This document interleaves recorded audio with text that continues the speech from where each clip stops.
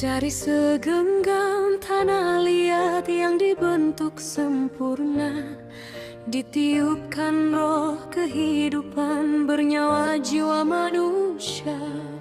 Adam diangkat menjadi khalifah pertama di bumi fana, membawa amanah agung dari Sang Maha Penguasa.